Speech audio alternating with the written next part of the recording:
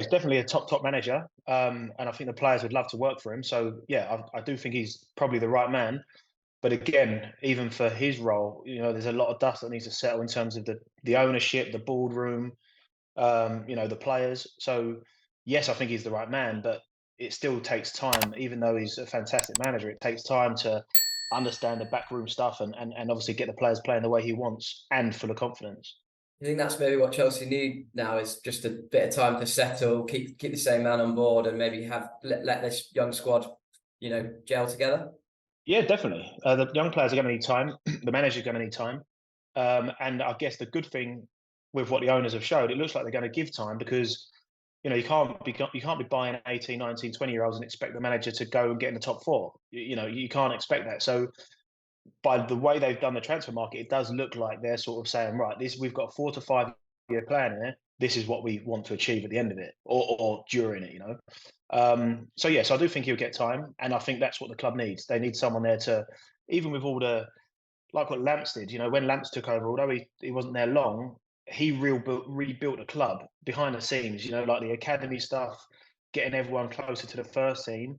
And then look what happens. You got Tammy out of it, you got Mason Mount, Reece James. These are all players that we never heard of before.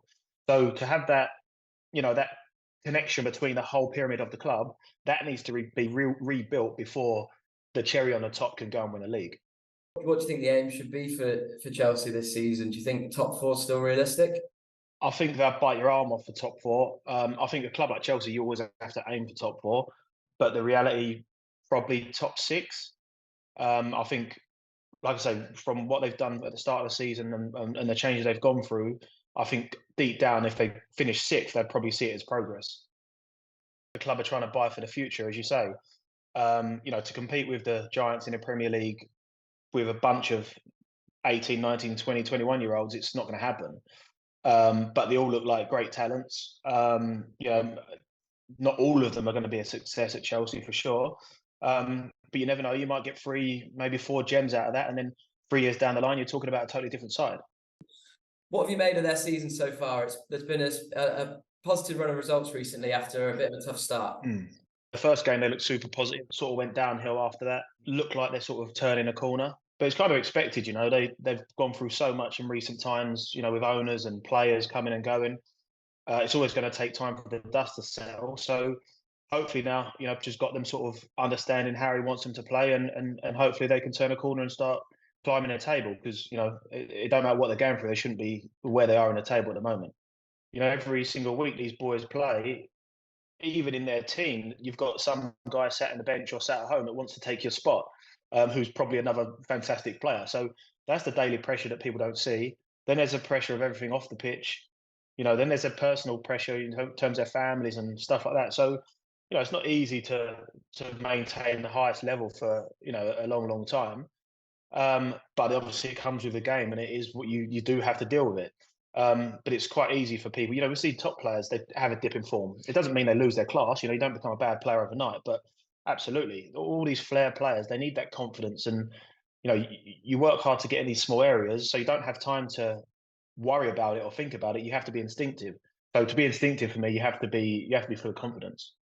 And how important do you think Raheem Sterling is in this team? Obviously, real experienced head in there. He's made a really good start to the season. Do you think he's got a real key part to play this season? Yeah, definitely. First of all, it makes me feel old because I played with Raz on his debut, and now you're talking about him being experienced. But yeah, you're right. He's obviously still a young man himself, but he's been there and done it. He's played for some top clubs in big tournaments, obviously national side. So the youngsters will be looking up to him. Hopefully, he's got the character to sort of, own that, and lead by example, because he's still got a lot to offer himself. So if the players take a leaf out of his book, then they're going to go in the right direction. Looking at the two managers, Pochettino against Arteta, both very good managers in their own right, very specific play styles. I'm wondering who you prefer to be managed by. To be honest, I'd like to play for both of them. I know Arteta as a mate, but I don't know him too much in terms of the football managing side. But I've also heard everyone at Tottenham love Pochettino. So I'd probably say Poch, just because he seems to be that way. And I'm sure Mikel is as well in the dressing room, but I haven't seen it. So I'd probably pick Poch, but To be honest, I'd like to play for both of them. You know, both good young managers, and Arteta, I think, could be around for a long time.